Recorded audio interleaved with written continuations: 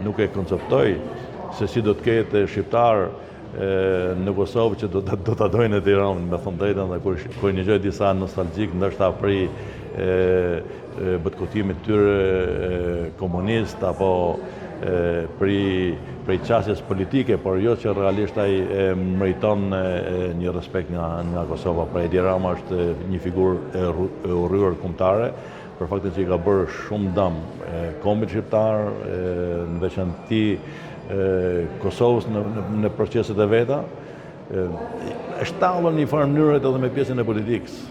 Pra Albin Kurti në simpatizoj vetëm për këtë fakt, që ishte i vetmi politikan që i tregoi vendin Edi Ramës, vendin e tij me një kosto, dhe ka bërë gjën e dur.